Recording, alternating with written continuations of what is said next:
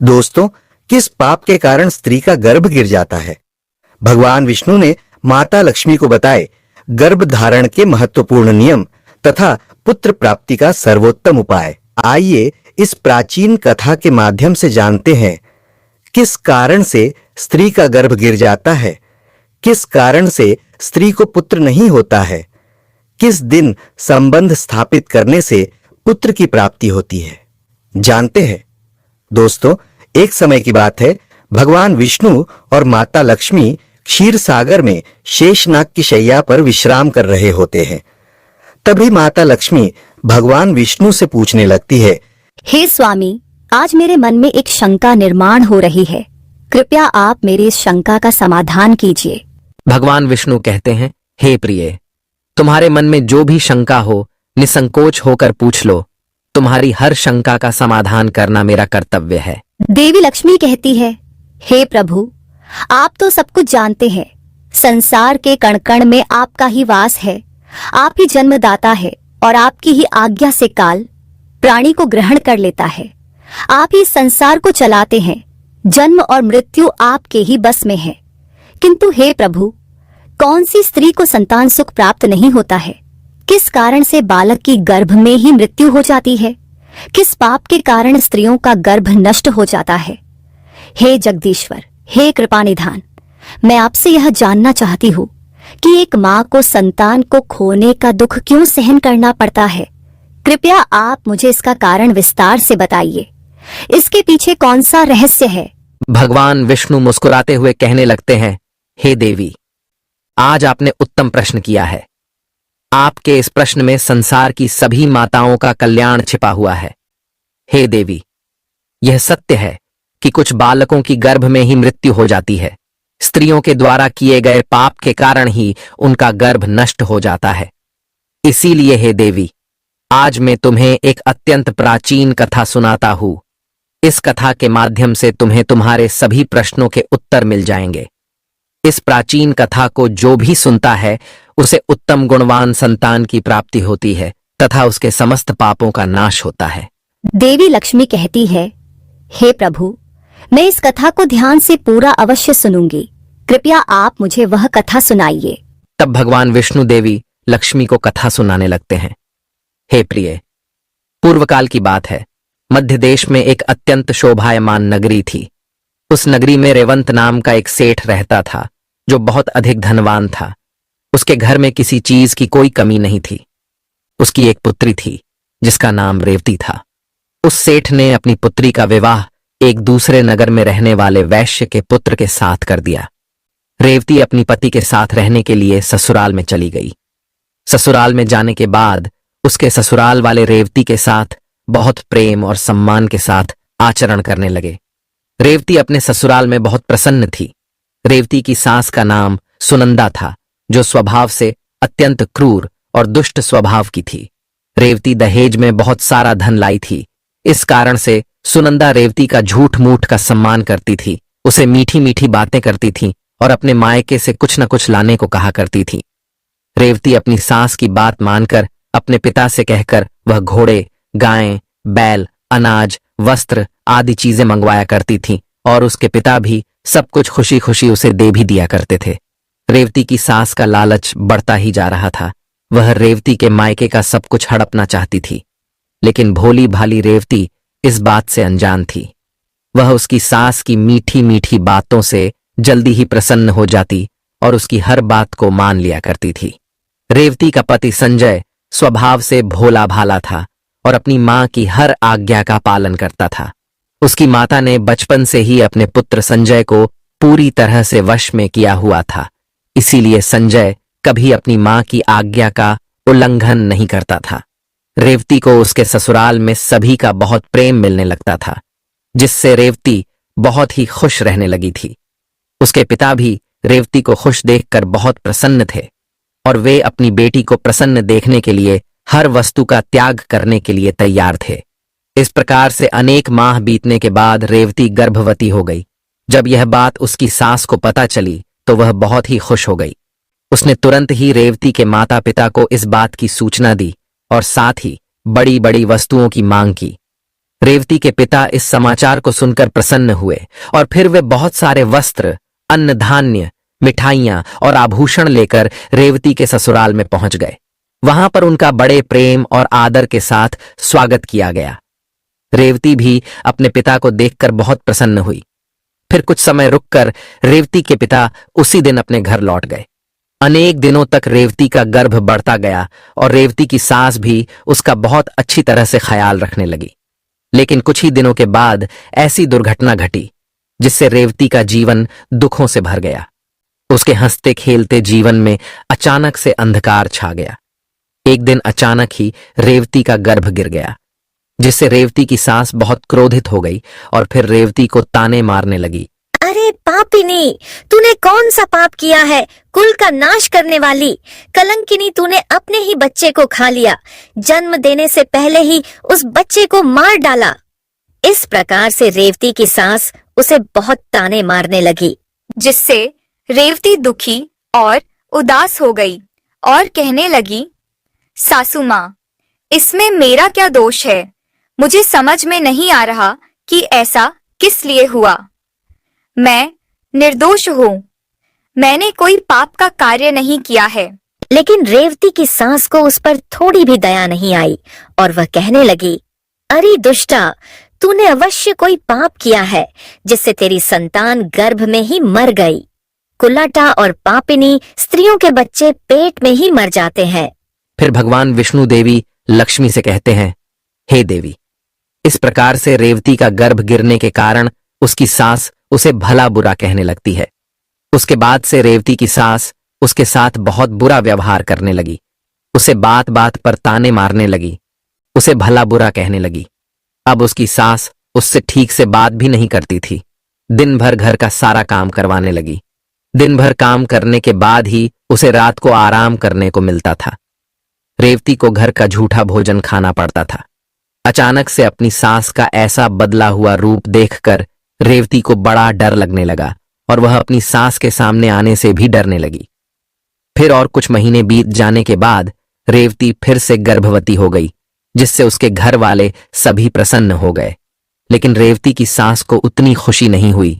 वह उसे ताना ही मारा करती थी। एक बच्चे को तो खा गई, पता नहीं अब इसे भी जीवित रखेगी या खा जाएगी। इसका कोई भरोसा नहीं। यह तो डायन है, डायन। मेरा बेटा एक चुड़ैल से शादी करके उसे घर पर लाया है। लेकिन रेवती चुपचाप सहन करती रही। इस बार रेवती की सास ने रेवती के पिता को इस विषय में कोई समाचार नहीं दिया और वह चुप ही रही। इधर धीरे धीरे रेवती का गर्भ बढ़ने लगा। रेवती गर्भधारण की हुई अवस्था में भी घर का काम करने लगी। बहुत काम करके थकने के बाद भी रेवती की सास को उस पर दया नहीं आती थी। इस बार रेवती को 9 महीने पूरे हो गए और अब उसका प्रसूति का समय आ गया। रेवती को कमरे में ले जाया गया और फिर रेवती बालक को जन्म देने लगी। जब रेवती ने बालक को जन्म दिया तो उस बालक के मुख से कोई आवाज सुनाई नहीं दी। वह बालक कोई भी हलचल नहीं कर रहा था। इस बार रेवती ने एक मरे हुए लड़के को जन्म दिया था। इस बात को सुनते ही रेवती बहुत दुखी हो गई और जोर जोर से रोने लगी। इधर रेवती की सास बहुत गुस्सा हो गई और उसने तुरंत ही रेवती को पकड़कर घर से बाहर निकाल दिया और कहा, अरे दुष्टा, पापिनी, तू इस घर में रहने के लायक नहीं है। तू तो चांडालिनी है। तू मेरे पोते को खा गई। अब तू इस घर में नहीं रह सकती। अगर तू इस घर में रहेगी तो हम सभी को खा जाएगी। तेरे जैसी अशुभ स्त्री को तो घर में रखना ही नहीं चाहिए। तुझसे विवाह करके मेरे पुत्र का नसीब ही फूट चुका है। इसीलिए हे पापिनी, अब तू इस घर से निकल जा।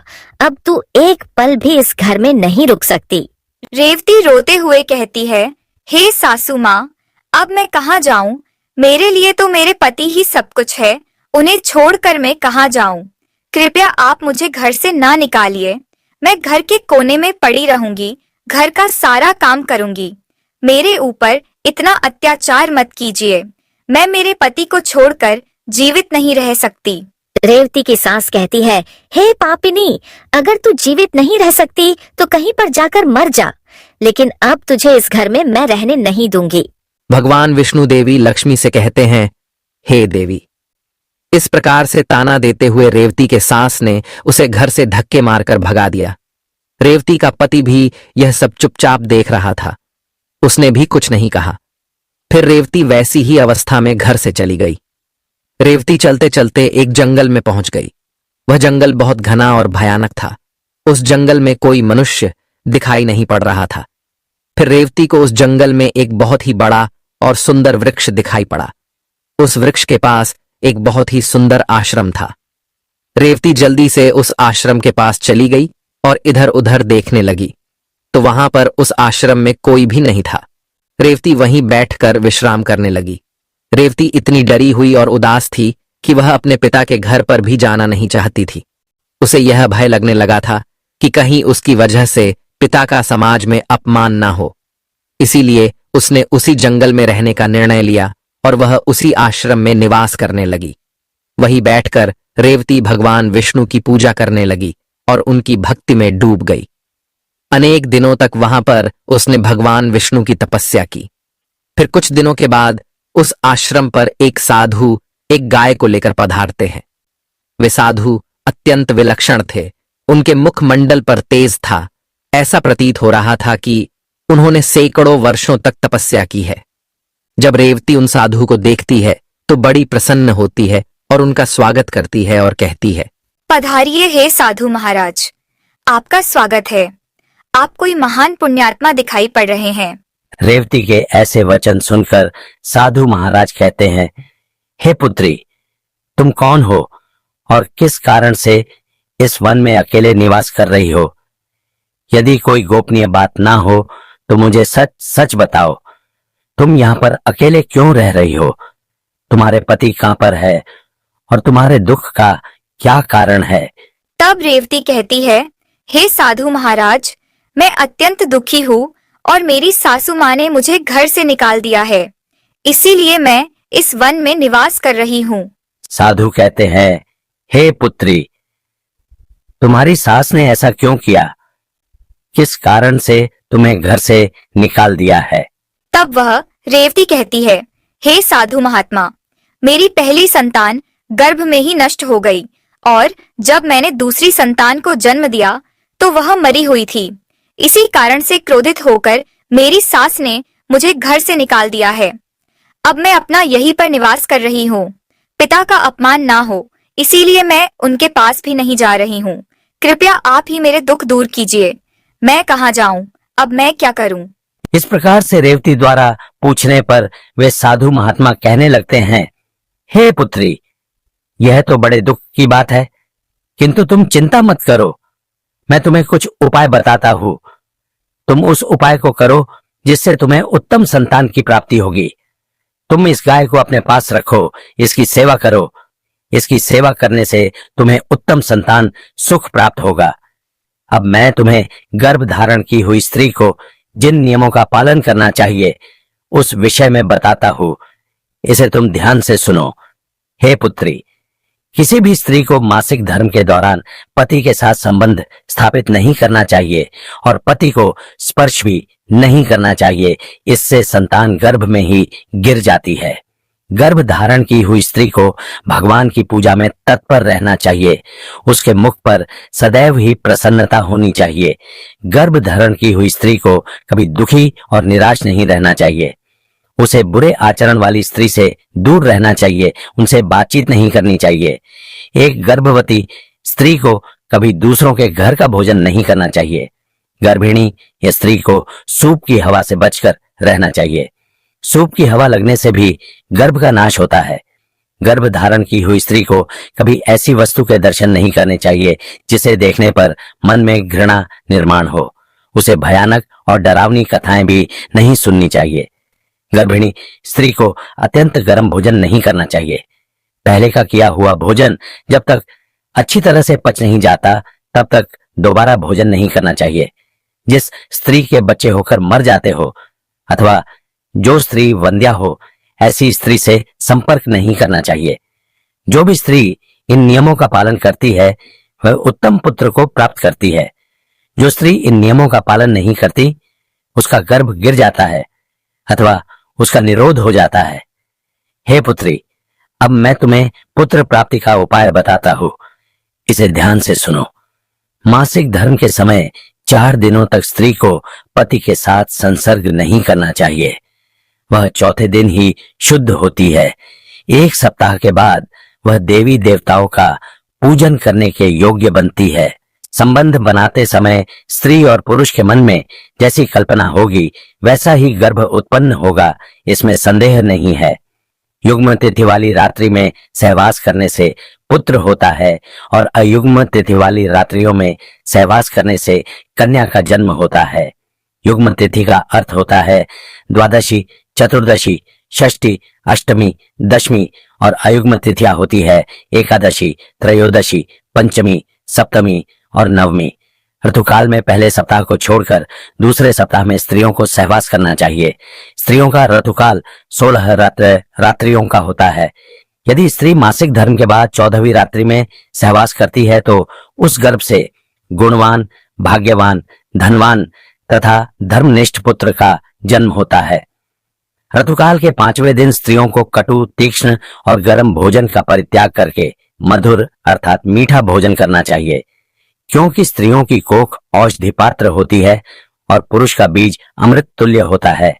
इसीलिए स्त्रियों को सहवास से पहले तीखा, कड़वा और गर्म भोजन नहीं करना चाहिए। वह साधु कहते हैं, हे देवी, इस प्रकार से मैंने तुम्हें संतान प्राप्ति के लिए महत्वपूर्ण नियम बताए हैं। तुम इन नियमों का पालन करो, तुम्हें उत्तम संतान सुख प्राप्त होगा। फिर रेवती कहती है, हे मुनिवर, इस समय पर मेरे पतिदेव मेरे पास नहीं है, तो मेरा उनसे मिलन कैसे होगा और किस प्रकार से मुझे संतान सुख प्राप्त होगा? साधु महात्मा कहते हैं, हे पुत्री, तुम अभी से इस गौ माता की सेवा करो, तुम्हारा पति स्वयं चलकर तुम्हारे पास आ जाएगा। इतना कहकर वे साधु महात्मा उस स्थान से अंतर्ध्यान हो जाते हैं। उन साधु को अचानक से अदृश्य हुआ देखकर रेवती आश्चर्यचकित हो जाती है। उसे समझ में आ जाता है कि साक्षात भगवान ही उसे दर्शन देने आए थे। फिर रेवती नित्य उस गाय की सेवा करने लगती है। रोज सुबह उठकर वह गाय को चारा डालती है और भगवान विष्णु की आराधना करने लगती है।